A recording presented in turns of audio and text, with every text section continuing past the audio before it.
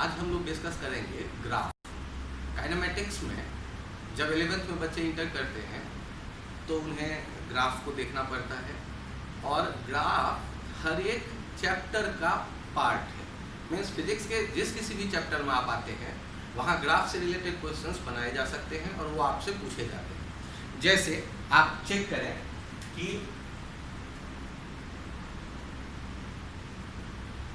Graph के जो भी क्वेश्चंस होंगे उनको 3 कैटेगरी में आप रख सकते हैं।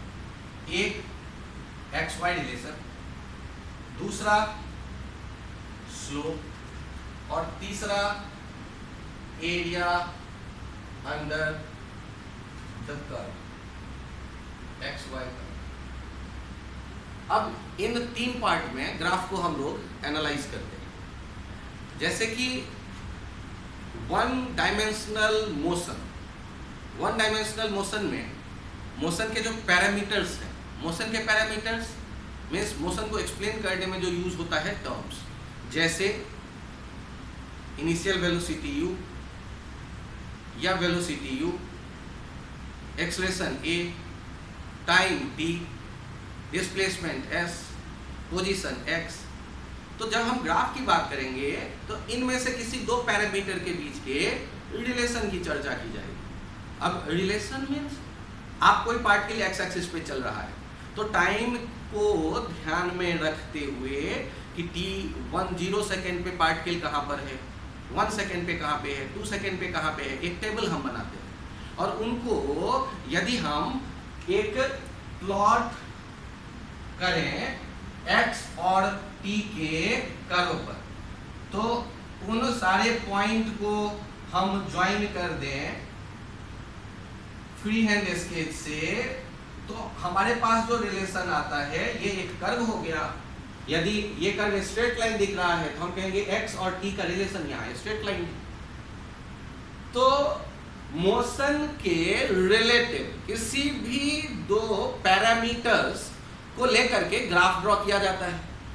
तो ग्राफ के पहला पार्ट होता है, जैसे मैंने कहा XY रिलेशन, यहाँ क्या है XT रिलेशन। क्यों? क्योंकि यहाँ मोशन से रिलेटेड 2 एक पोजीशन और टाइम पैरामीटर्स को इस ग्राफ में बताया गया है। ग्राफ को पढ़ेंगे कैसे? मान लो ग्राफ पे एक पॉइंट लिखा हुआ है 2 सेकेंड एंड पोजीशन 2 मीटर। यदि ओरिजिन पे ये x0 से t0 पे ये शुरू हो रहा है और यहां देखिए कहीं आता है 3 सेकेंड और फिर लिखा हुआ आ रहा है उसके कॉरस्पॉन्डिंग पॉइंट 3 मीटर। तो इसको पढ़ने का तरीका होता है कि 2 सेकेंड पे पार्टिकल कहाँ है 2 मीटर पे, 3 सेकेंड पे पार्टिकल कहाँ है 3 मीटर पे। ऐसे ही आप कह सकते हैं यदि अगला पॉइंट कोई दिया गया है 4 सेकेंड पे पार्टिकल, और ऐसे आपको यदि डाटा ग्राफ पढ़ना पड़े तो एक्स एक्सिस का टाइम, ये हॉरिजॉन्टल एक्सिस पे आप टाइम देख रहे हैं, वर्टिकल एक्सिस पे पोजीशन देख रहे हैं, तो हम लोग ये रिलेशन पढ़ते हैं। अब इनमें क्वेश्चंस कैसे पूछे जा रहे हैं, जैसे आपके सामने में एक सिंपल सा ग्राफ ये आ गया और आपसे कह दिया गया कि ये 4 सेकेंड पे 2 मीटर दिख रहा है, तो बताना है आपको 9 सेकेंड पर पार्टिकल कहां पर था। आपसे क्वेश्चन ये ग्राफ दे दिया गया xt, इसमें एक पॉइंट के वैल्यू दे दिए गए और एक दूसरे किसी पर्टिकुलर टाइम पर आपसे कहा जा रहा है पोजीशन बताइए क्या होगा। अब पोजीशन क्या होगा, यहाँ जो x0 पोजीशन है वो क्या होगा, ये हमसे पूछा गया। अब यदि ये पोजीशन हमसे पूछा गया तो हम लोगों ने ट्रिग्नोमेट्री में जो भी पढ़ा है, कोऑर्डिनेट ज्योमेट्री में जो भी पढ़ा है, उनमें से कोई भी लेकर के यहाँ बना सकते हैं एक रिलेशन। जैसे मैंने ट्रिग्नोमेट्री यूज किया, मान लिया यहाँ थीटा लिखा हुआ है तो tan थीटा क्या जानते हैं हम लोग ट्रिग्नोमेट्री से, परपेंडिकुलर बाय बेस। तो हम यहाँ लिख रहे हैं tan theta perpendicular by base, perpendicular 2 metre, base 4 second. अगला चेक करिए अगले में x नॉट बाई 9 सेकेंड, यहां से x नॉट कितना हो गया 18/4 मीटर, 18/4 मीटर। तो हम लोगों ने जैसे यहाँ tan थीटा लिखा, इस नजरिए से देखा कि यहाँ का इस पर्टिकुलर टाइम पे पोजीशन क्या होगा। यदि इस एक्स वाई रिलेशन को हम समझने लगते हैं तो ग्राफ का जो एक सेक्शन है वो इसी से काम चलेगा और हम लोग इसमें कंफर्ट पा सकते हैं यदि कुछ एग्जांपल और देख लें। जैसे यहाँ एक एग्जांपल देखा मैंने, ये देखिए, यदि मेरे सामने में एक वीटी ग्राफ दे दिया गया, यहां पर है 10 मीटर पर सेकेंड वेलोसिटी, यहां देखिए, और ये टाइम लिया जा रहा है, मान लेते हैं 6 सेकेंड, और हमसे कोई पूछता है 3 सेकेंड पर बताओ कि यहां वेलोसिटी v नॉट कितना है। अब 3 सेकेंड पे v नॉट कितना है ये ग्राफ देख के आपको बताना है। तो यहां जैसे ही ग्राफ के क्वेश्चन आएंगे तो या तो ग्राफ बनाने के लिए कहेगा, या ग्राफ कन्वर्ट करने के लिए कहेगा, या ग्राफ को देकर उनमें मोशन से रिलेटेड किसी पैरामीटर्स के बारे में पूछा जाएगा। तो जब मैं कहता हूं एक्स वाई रिलेशन, इसका मतलब जिन दो पैरामीटर्स का वहां रिलेशन है उन्हीं के बारे में बात की जा रही है, किसी तीसरे पैरामीटर के बारे में बात नहीं की जा रही है। जैसे ये वीटी का रिलेशन और आपसे भी ही पूछा जा रहा है, आपसे डिस्प्लेसमेंट नहीं पूछा जा रहा, आपसे एक्सेलरेशन नहीं पूछा गया, तो इसका मतलब है इस समय इनके इन्हीं रिलेशंस की मैं बात करूंगा। सोचिए, फिर मैंने आपसे कहा ट्रिग्नोमेट्री जैसे यूज कर रहे थे यहां भी करते हैं।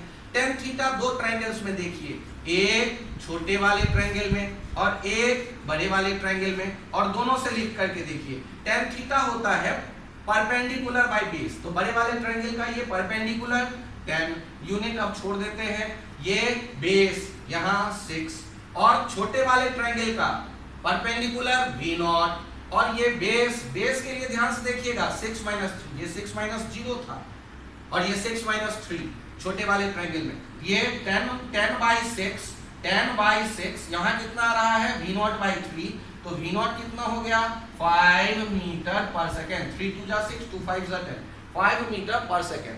तो हम लोग जब एक्स वाई रिलेशन की बात करते हैं, मतलब इस कैटेगरी के क्वेश्चंस की क्या खासियत है, इस कैटेगरी के क्वेश्चंस में जो आप वाई एक्सिस और एक्स एक्सिस पे क्वांटिटीज देख रहे हैं उन्हीं के रिलेशन के बारे में आपसे क्वेरी किया गया होता है।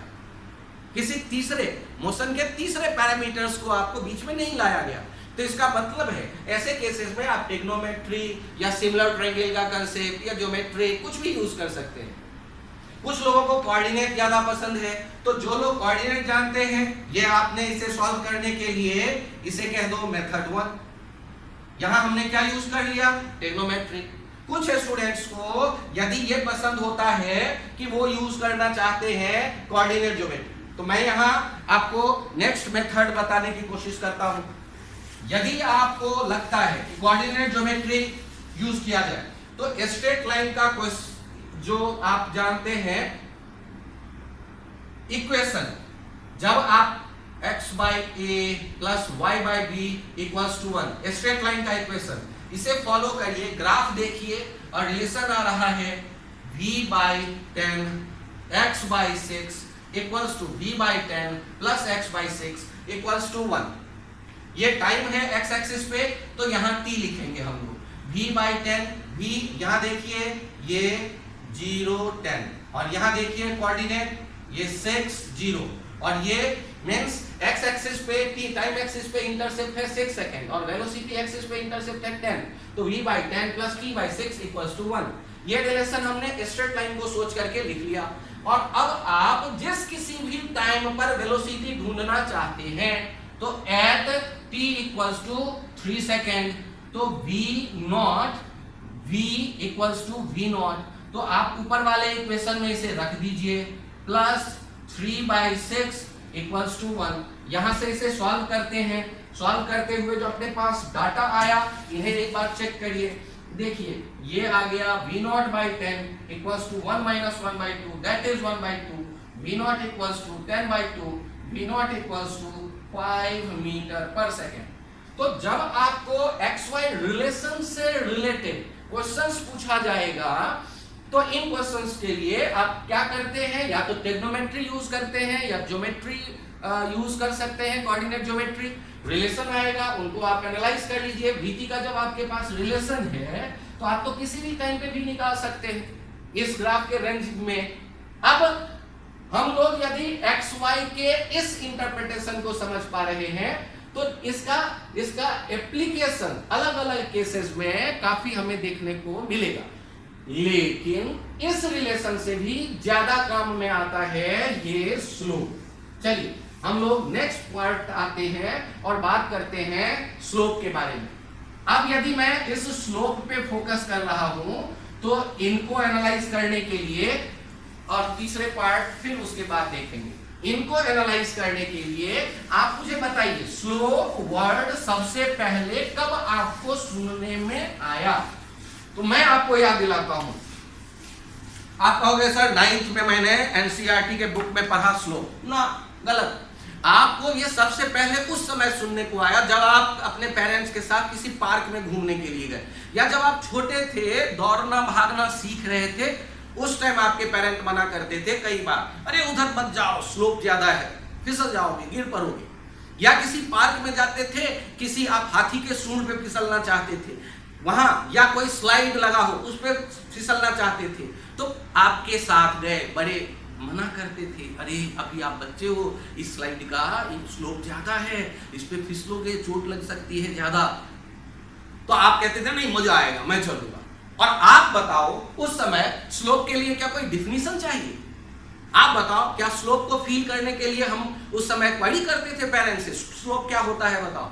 आंखों से देख के आपने बचपन से डिसाइड करना सीखा है, उन पे रिलाई करिए।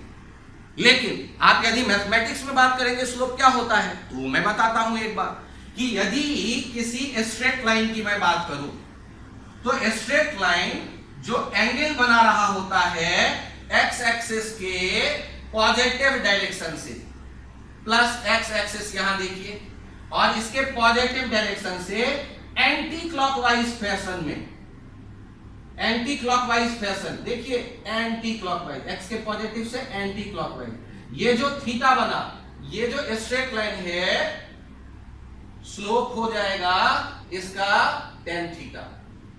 स्ट्रेट लाइन का स्लोप होता है tan थीटा। और जो लोग ट्रिग्नोमेट्री थोड़ा सा जानते हैं उनको ये पता है 0 से 90 तक थीटा बढ़ता है, 90 पे इनफाइनाइट होता है, और 90 से आगे जाने पर थीटा निगेटिव हो जाता है, 90 से 180 तक। लेकिन मैग्नीट्यूड वाइज वो कम होते होते 180 पे फिर 0 हो जाता है। मैग्नीट्यूड वाइज मतलब माइनस हटा के न्यूमेरिक वैल्यू की यदि मैं बात करता हूं तो। लेकिन बचपन में जब आपने स्लोप सुना उस समय कोई नेगेटिव स्लोप नहीं था, कोई पॉजिटिव स्लोप नहीं था, आंखों से देखते थे, डिसाइड करते थे ये ज्यादा स्लोप है ये कम स्लोप है। जैसे मैं एग्जांपल आपको दूं, यहां पर दो स्लाइड बना करके दिया गया, ये स्लोप 1, यहां पर देखिए इस दूसरे स्ट्रेट लाइन का स्लोप ये थीटा डैश, और इनके स्लोप देखिए स्लोप डैश, ये कितना आ रहा है tan थीटा डैश।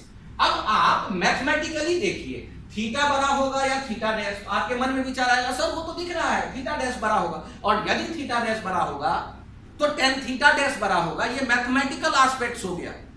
लेकिन मैं आपसे कहता हूं कि आप अपने बचपन की याद को ताजा करो। फिजिक्स को हम लोग क्या कहते हैं? फिजिक्स ये नेचर में होने वाले इवेंट्स और उनसे रिलेटेड लो। तो हम नेचर में जाए ना, पार्क में घूमो ना, और पार्क में गए और आपको एक स्लाइडर, या किसी अम्यूजमेंट पार्क में गए और एक स्लाइडर मिला, और आप दोनों स्लाइडर पे स्लाइड करने की सोच रहे हो, बताओ तो किस स्लाइडर पे आपको स्लाइड करने में ज्यादा मजा आएगा? तो जिस स्लाइडर पे स्लाइड करने में आपको ज्यादा मजा आएगा वो स्लाइडर, उसका स्लोप ज्यादा है, और आपने मैथमेटिकली भी देखा इसका स्लोप ज्यादा है। तो हम लोग बड़े आराम से कह सकते हैं कि स्लोप के बारे में जब भी कभी स्लोप हम सोचेंगे तो बचपन की यादों को आप सोचकर स्लोप बोलो और वो 100% सही आएगा, गारंटी मेरी है। आप मैथ्स में या फिजिक्स में पढ़ें, डिफिनीशन देखें, लेकिन याद करिए फिजिक्स नेचर में होने वाले इवेंट्स और उनसे रिलेटेड लॉ। दैट मीन्स कि आपने जो बचपन में देखा, सुना, सोचा जीवन में इतनी बार, वो सही है, उसको रिलाई करो, उस पर फोकस करो। अब यदि आपके सामने मैं बात करूं एक और स्ट्रेट लाइन की, और एक स्ट्रेट लाइन मैं ऐसे दे रहा हूं, ये स्ट्रेट लाइन, इसका एंगल देखिए एक्स एक्सिस के पॉजिटिव डायरेक्शन से एंटी क्लॉकवाइज फैशन में थीटा डबल डैश, और यहां पर मैं आपको इसका स्लोप डबल डैश लिख के बता रहा हूं tan थीटा डबल डैश। और आपसे मैं पूछता हूं ये है ये 1 स्ट्रेट लाइन, ये 2 स्ट्रेट लाइन और ये 3 स्ट्रेट लाइन। अब यहां पर मैं बात करने वाला हूं कि इस स्ट्रेट लाइन का जो स्लोप है ये इन तीनों में कौन सा स्लोप सबसे ज्यादा, कौन सा स्लोप सबसे कम। और आप यदि मैथमेटिक्स खेल रहे हैं तो अपना टाइम किल करने वाले हैं। मैं नहीं कहता आपका मैथमेटिक्स वीक है, आपका मैथमेटिक्स काफी स्ट्रांग है, लेकिन मैं कह रहा हूं आप फिसल लो ना यार, बचपन में जाओ फिसल के देखो तो 1 वाले पे ज्यादा मजा आया या 2 पे या 3 पे, या सबसे ज्यादा मजा किस पे आया, 2 पे, इसका स्लोप सबसे ज्यादा आएगा। सोचो ये 1 पे उससे कम मजा आया, और ये तीसरे पे आप बैठ गए तो इसमें स्लाइड में बहुत कम मजा आया, तो इसका स्लोप सबसे कम है। इसमें किसी मैथमेटिक्स की नीड नहीं है। और अदरवाइज फिर इसका वैल्यू देखोगे, फिर आप देखोगे कि 180 डिग्री के पास 0 डिग्री के जैसा न्यूमेरिक वैल्यू होता है तो ये बहुत छोटा मिलेगा, तब हम डिसाइड करेंगे वो छोटा है। यहां तो एंगल दिया ही नहीं गया, केवल आंखों से देख के डिसाइड करना है। तो देख के कैसे डिसाइड करोगे? सबसे आसान तरीका स्लाइड करो। और मैग्नीट्यूड वाइज फिजिक्स में जब आप बात करेंगे तो फिजिक्स में मोस्ट ऑफ द टाइम आपको बड़ा या छोटा डिसाइड करते वक्त मैग्नीट्यूड लेके बात करना होगा, मॉड्यूलस वैल्यू, नेगेटिव को हटा के। इसका मतलब है कि आप स्लाइड करके जो फील करते हो कि ये ज्यादा ये कम, वो सही है, 100% सही है, किसी बुक को देखने की आवश्यकता नहीं है। ये मैं अपने एक्सपीरियंस से कह रहा हूं, ये बुकों में नहीं लिखा जाता, ये क्लास में केवल बताया जाता है, वो भी मैं जब अपना अनुभव है तो आपको बता पा रहा हूं। अदरवाइज बहुत से लोग केवल किताब रटेंगे, आप भी किताब रटोगे, उससे अच्छा इसे फील करो। और आप यदि इसे समझ पा रहे हैं तो अब आपको यह पता चल गया कि स्ट्रेट लाइन का स्लोप कांस्टेंट रहेगा। स्ट्रेट लाइन का स्लोप यदि कांस्टेंट रहता है तो नेक्स्ट अब आएगा, यदि कर्व है तब कैसे डिसाइड किया जाए स्लोप। यदि कोई कर्व है तो उसके स्लोप को कैसे देखा जाए, इस पे आप सोच करके आप देखेंगे। पहले स्ट्रेट लाइन का स्लोप का डिफिनीशन तो फिक्स है, स्ट्रेट लाइन का स्लोप कांस्टेंट होगा tan थीटा। थीटा कैसे देखेंगे? एक्स के पॉजिटिव डायरेक्शन से एंटी क्लॉकवाइज फैशन में। यदि आप बात करते हैं स्लोप के लिए कोई ग्राफ दिया गया तो स्लोप का मैथमेटिकल एस्पेक्ट्स जो है, स्लोप को आगे आप देखेंगे dy by dx। जैसे यदि vt का कर्व होगा स्लोप हो जाएगा dv by dt, और डिफिनीशन से जानते हैं ये एक्सेलरेशन होता है। यदि आप कहते हैं x t कर्व होगा तो स्लोप आप कहते हैं dx by dt, ये क्या हो जाएगा? ये हो जाएगा v। यदि आप कहते हैं f t कर्व है, p momentum, p equals to mv, p momentum curve है, यदि आपको मोमेंटम कर्व टाइम के साथ दिख रहा है तो स्लोप इसके लिए आप सोचेंगे dp by dt। ये क्या दे देगा? ये फोर्स दे देगा। तो हम लोग जब भी कभी स्लोप की बात करेंगे तो वो dy by dx से डिफाइन किया जाता है। अब हम dy by dx को tan थीटा कह करके भी ध्यान रख सकते हैं। क्यों? क्योंकि हमने तो देखा है स्लोप को tan थीटा लिखते हैं, तो dy by dx को tan थीटा लिख करके ध्यान रख सकते हैं। सोचो यदि आपको यहाँ एक स्ट्रेट लाइन दिख जाए और यहाँ एंगल 60 डिग्री दिख जाए और आपसे कहे कि जिस पार्टिकल का ये vt ग्राफ है उसका स्लोप बताओ कितना, तो स्लोप बताओ कितना मींस एक्सेलरेशन बताओ कितना। यदि ऐसा कुछ आता है तो आप क्या लिखेंगे? tan 60 √3 मीटर पर सेकेंड। यदि xt ग्राफ है और यहां पर क्वेश्चन में आ गया ये 30 डिग्री का कर्व है और बताओ कि xt ग्राफ में स्लोप क्या होगा, तो स्लोप क्या होगा? tan 30 divide by dx by dt, ये हो जाएगा 1 by √3, ये एक्सेलरेशन मीटर पर सेकेंड स्क्वायर, ये वेलोसिटी मीटर पर सेकेंड। यूनिट भी थोड़ा प्रॉपर्ली लिख लीजिएगा। एक पॉइंट और ध्यान रखिए, यहाँ यूनिट को डिवाइड करिए, मीटर पर सेकेंड को सेकेंड से डिवाइड करेंगे, मीटर पर सेकेंड स्क्वायर आएगा। यूनिट से आप कह सकते हैं कि स्लोप देने वाला है एक्सेलरेशन। यदि आप मीटर को सेकेंड से डिवाइड करते हैं, मीटर पर सेकेंड आएगा dy by dx by dt, तो स्लोप आने वाला है वेलोसिटी। यदि आप ये मोमेंटम को टाइम से डिवाइड करेंगे, यूनिट चेक करिएगा, न्यूटन आने वाला है, फोर्स, तो ये देने वाला है फोर्स। इट मींस कि हम लोग जब बात करेंगे स्लोप के बारे में तो वो आएगा dy/dx टाइप। और आप किसी कर्व के लिए स्लोप यदि हम किसी कर्व का देखते हैं, नेक्स्ट पॉइंट, अब ये तो था स्ट्रेट लाइन जिसका स्लोप हमने फिक्स देखा। अब यदि मैं बात करता हूं किसी कर्व के लिए स्लोप की बात करते हैं और आपसे कहा जाता है कि इस पॉइंट पर ए बी किस पॉइंट पर स्लोप ज्यादा है और किस पॉइंट पर स्लोप कम है, या ए से सी की तरफ गए तो स्लोप बढ़ा या कम हुआ। तो एक काम करो, आप स्लाइड करने की सोचो, और स्लाइड करने के बारे में जब आप विचार करते हो तो स्लाइड करने के बारे में विचार करके मुझे बताओ मुझे किस जगह स्लाइड करने में ज्यादा मजा आने वाला है, सी पे या बी पे या ए पे। तो आप देखिए यहां हर एक जगह एक जैसा मजा नहीं आएगा। यहां बैठ के स्लाइड करना शुरू करो तब मजा आएगा, यहां पे स्लाइड ज्यादा है। तो ऐसा जब सिचुएशन आए तो हम देख के डिसाइड करते हैं। कलम मार्कर यूज करो, जैसे कलम यूज करो, आप पेन यूज करो कॉपी पे, यहां इंक्लाइनेशन देखो कलम का, यहां इंक्लाइनेशन देखो कलम का, यहां इंक्लाइनेशन देखो कलम का। तो जहां सबसे ज्यादा इंक्लाइनेशन है, जहां ज्यादा सबसे स्लोप दिख रहा है, उस पॉइंट का स्लोप ज्यादा होगा। इसका मतलब है एक्सटी ग्राफ का स्लोप क्या देता है, एक्सटी ग्राफ का स्लोप देता है dx/dt और v। और आप क्या देखने वाले हैं, slope eight a is less than slope eight b is less than slope eight c। अब इसका मतलब क्या हो गया, va is less than vb is less than vc। अब यहां ग्राफ में स्पीड इंक्रीज हो रहा है, speed is increasing, hence acceleration and velocity have same sign। अब यहां v चूंकि स्लोप जो है यहां पॉजिटिव दिखेगा, टेंजेंट हम ड्रॉ करते हैं जिस पॉइंट पे स्लोप चाहिए होता है, और उस टेंजेंट का जो एंगल बनता है उस पॉइंट का वो स्लोप कहलाता है। जैसे ए पे टेंजेंट थीटा ए बनाएगा तो ए का स्लोप tan थीटा है, बी पे टेंजेंट ड्रॉ करेंगे कर्व का वो थीटा भी बनाएगा तो tan थीटा भी बी का स्लोप। और यदि सी पे टेंजेंट ड्रॉ करेंगे और वो थीटा सी बना रहा है एक्स एक्सिस के पॉजिटिव डायरेक्शन, डी एक्सिस के पॉजिटिव डायरेक्शन के साथ tan थीटा सी का स्लोप, और वो सारे 90 डिग्री से छोटे एंगल है, मतलब वेलोसिटी पॉजिटिव है, तो v ग्रेटर देन 0 तो a भी ग्रेटर देन 0, तभी तो स्पीड इंक्रीज होगा। तो हम कहेंगे ये एक्सलेटेड मोशन है और यहां पर स्पीड बढ़ता जा रहा है, वेलोसिटी पॉजिटिव है। तो हम लोग जब स्लोप के बारे में बात करना शुरू करते हैं तो स्लोप को देखते समय ये ध्यान रखिए कि y एक्सिस पे क्या है, x एक्सिस पे क्या है, उनके यूनिट को डिवाइड करिए और आपको पता चल जाएगा वैल्यू की स्लोप क्या देने वाला है। और कर्व के लिए मैंने क्या कहा, टेंजेंट ड्रॉ करेंगे, टेंजेंट का जो स्लोप आएगा वो स्लोप उस पर्टिकुलर पॉइंट पर कहलाएगा कर्व का स्लोप। कर्व कोई भी हो, उनके स्लोप के देखते समय आप उनके यूनिट को ध्यान में रख करके इंफॉर्मेशन दे सकते हैं। जैसे मैंने आपको बताया यहां पर एक कर्व ऐसे बना हुआ, O से A और A से B। अब O से A ये देखिए यहां 10 मीटर पर सेकेंड, यहां पर 2 सेकेंड और यहां पर 8 सेकेंड,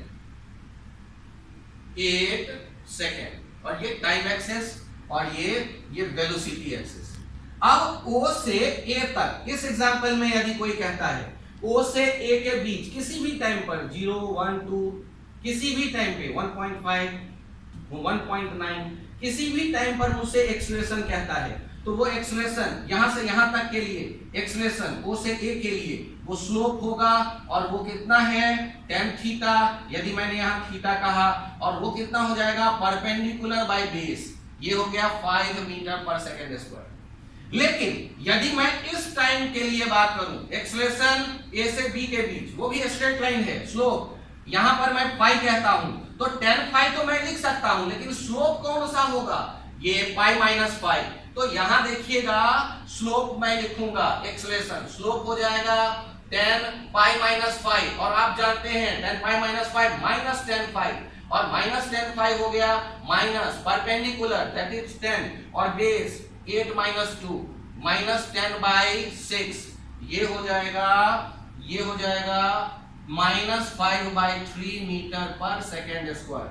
तो हम लोगों ने ये O से A जहां स्पीड बढ़ रहा था, कहा पॉजिटिव, वेलोसिटी पॉजिटिव, एक्सेलरेशन भी पॉजिटिव, और जहां स्पीड कम होने लगा है तो वेलोसिटी पॉजिटिव, तो पॉजिटिव है तो एक्सेलरेशन अपोजिट होगा नेगेटिव, तभी तो जाकर के ये कम होता दिखेगा मुझे। तो एक्सेलरेशन क्या आ रहा है? नेगेटिव। तो हम लोग जब स्लोप की बात करेंगे तो स्लोप को देखते समय ये ध्यान रखते हैं कि जो एंगल है, यदि वो आप देख रहे हैं इस तरफ का, ये tan पाई माइनस फाई क्या हो जाएगा? माइनस tan फाई, और tan फाई का वैल्यू यहाँ परपेंडिकुलर बेस से आपको दिख जा रहा है। एक्स टी ग्राफ होता तो स्लोप क्या रहता? वेलोसिटी। और हम यहाँ इसी तरह फिर एरिया के बारे में आगे बात करते हैं किसी नेक्स्ट लेक्चर में। थैंक्स, अभी के लिए इतना ही।